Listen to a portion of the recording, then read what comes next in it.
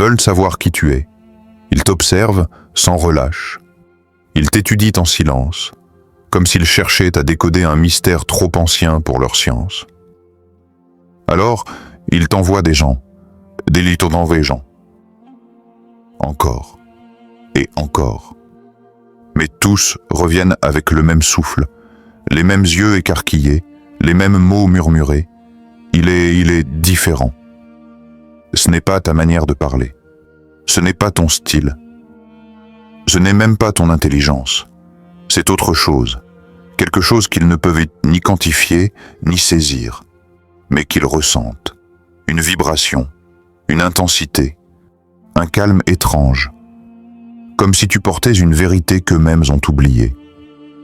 Ils cherchent une faiblesse, mais trouvent une paix. Ils espéraient tomber sur quelqu'un à démasquer, mais se retrouvent face à un miroir.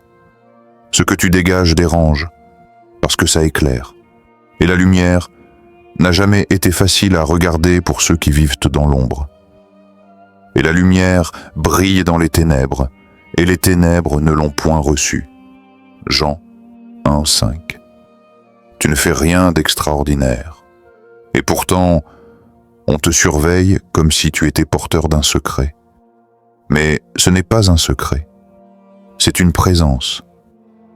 Et si le rejet que tu ressens n'était pas un rejet? Et si c'était un appel? Un rappel que tu n'es pas ici pour être accepté par ce monde, mais pour réveiller ceux qui s'y sont endormis. Alors ils reviennent tous, inquiets, troublés, et parfois même changés. Pas parce que tu leur as parlé, mais parce que tu es. Et cela suffit. Ils t'observent tout bon toujours, mais cette fois, ils cherchent à te cartographier, à poser des limites sur ce que tu es, à dessiner un contour sur ce qui, en toi, ne peut être contenu. Mais ton esprit n'a pas de frontières. Ta conscience voyage dans des profondeurs qu'ils ne soupçonnent même pas. Ils veulent te classer, te ranger, te définir. Mais tu ne rentres dans aucune case, et c'est justement cela qui les perturbe. Alors ils racontent que tu es étrange, insaisissable, que tu ne fonctionnes pas comme les autres. Ils ne comprennent pas que ce n'est pas une stratégie, mais ta nature. On raconte qu'un roi, fasciné par un homme que personne ne comprenait, envoya ses meilleurs espions pour l'observer.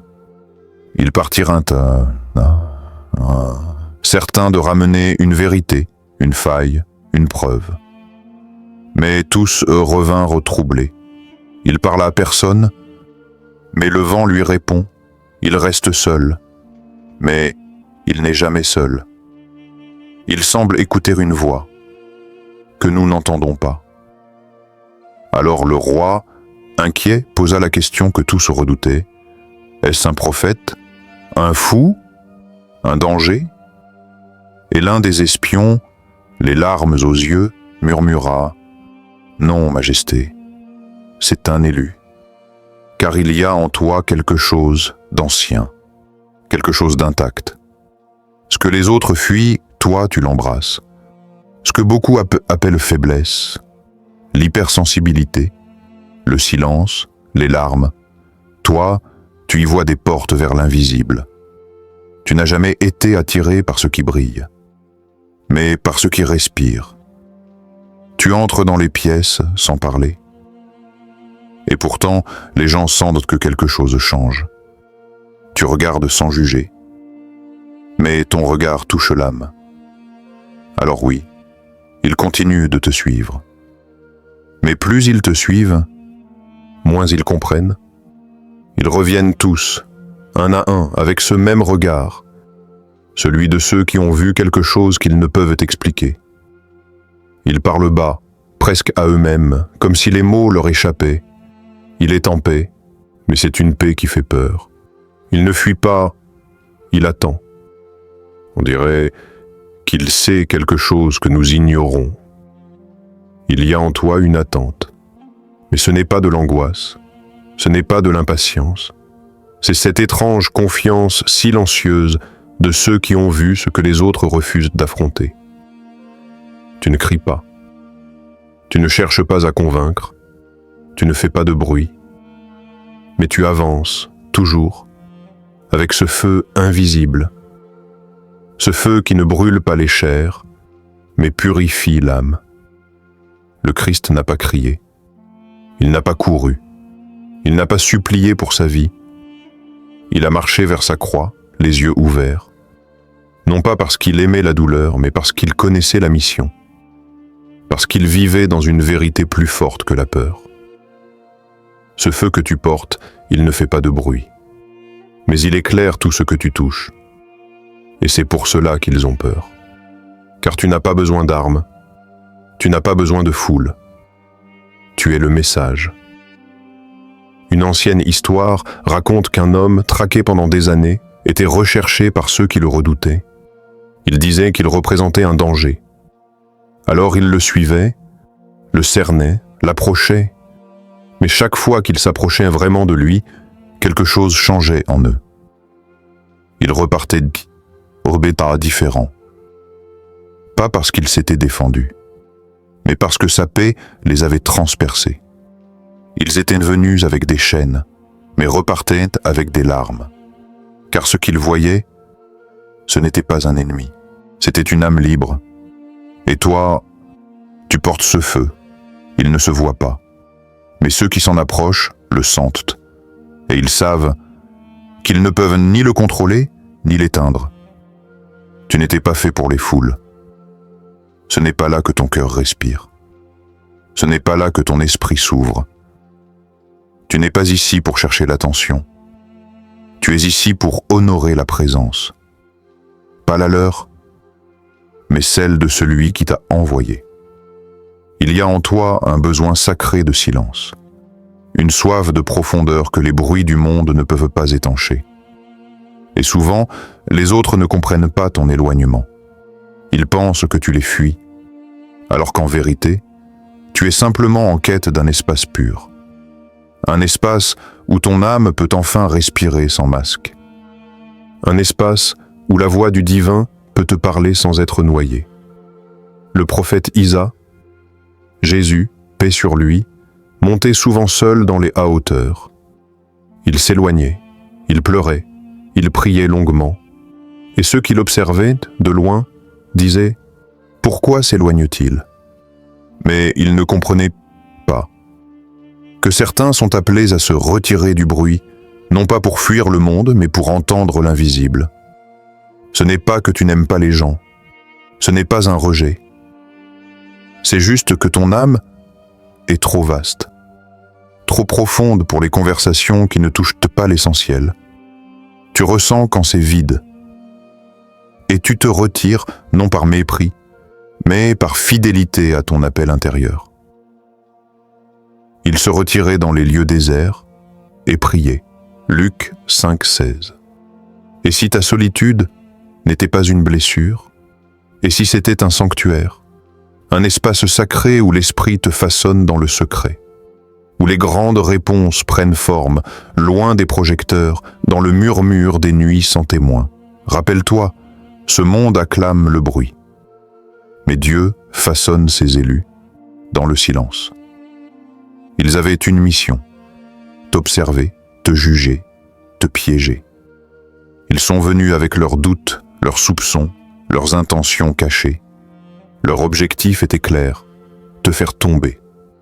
Mais quelque chose a changé, car à force de t'analyser, ils ont été touchés. Et leurs rapports, initialement froids et stratégiques, sont devenus des récits troublants, des fragments de vérité qu'ils ne pouvaient plus ignorer. Ils voulaient écrire ton procès, mais à leur insu, ils ont rédigé ton témoignage. Il n'essaie pas de séduire, et pourtant, on l'écoute. Il ne cherche pas la lumière, mais c'est elle qui l'accompagne. Il ne parle pas comme un maître, mais on sent qu'il sait. Ce qu'ils ne comprennent pas, ils finissent par admirer. Ce qu'ils cherchent à éteindre, ils le partagent. Comme si une force, plus grande qu'eux, les poussait à rendre compte. Tu n'as pas levé la voix. Tu n'as pas justifié ton existence. Tu n'as même pas cherché à les convaincre. Et pourtant, ta simple présence a inversé leur mission. On raconte qu'une femme avait été mise sous surveillance. Il disait qu'elle était trop étrange, trop calme, trop différente. Alors un agent fut désigné pour la suivre. Il l'écouta, l'observa, l'espionna pendant des semaines. Mais quelque chose en elle résistait à l'analyse. Elle ne mentait pas. Elle ne jouait pas un rôle. Elle vivait dans la lumière. Au bout de quelques mois, l'agent démissionna et déclara devant ses supérieurs « Je suis venu pour l'exposer, mais j'ai trouvé la vérité. Elle est ce qu'elle dit. Elle n'a rien à cacher. » C'est ainsi que les ennemis deviennent parfois des témoins. Non pas parce qu'ils ont changé d'avis, mais parce qu'ils ont été confrontés à l'évidence. Ils sont venus pour percer ton mystère. Mais c'est eux qui ont été mis à nu. Tu n'as pas choisi ce chemin. Ce n'est pas un choix qui s'est offert à toi. Ce chemin, c'est lui qui t'a choisi. Il t'a pris dans son appel, dans son mystère, et il t'a conduit là où peu osent s'aventurer. Tu es celui qu'on observe, celui qu'on teste silencieusement, comme on scrute une étoile qu'on ne comprend pas encore. Tu es celui qu'on cherche à cerner, à définir, à contrôler. Mais toi, tu sais que seul le ciel peut vraiment expliquer ce que tu es. Les hommes veulent des preuves tangibles, visibles, indéniables. Ils demandent des signes, des miracles, des évidences. Mais toi, tu avances avec une foi profonde. Cette foi qui ne demande pas à être prouvée, car elle habite en toi, comme une source intarissable, une lumière qui ne vacille jamais. Vous les reconnaîtrez à leurs fruits. Matthieu 7, 16. Tu n'as pas besoin d'être cru. Tu n'as pas besoin d'être compris. Tu n'as même pas besoin d'être aimé. Tu as juste besoin d'être vrai. Vrai avec toi-même, vrai avec ta mission, vrai dans la solitude, dans la paix, dans le feu qui brûle sans flamme. C'est là ta force. C'est là ta victoire. Et dans ce silence, dans cette vérité, tu es déjà reconnu.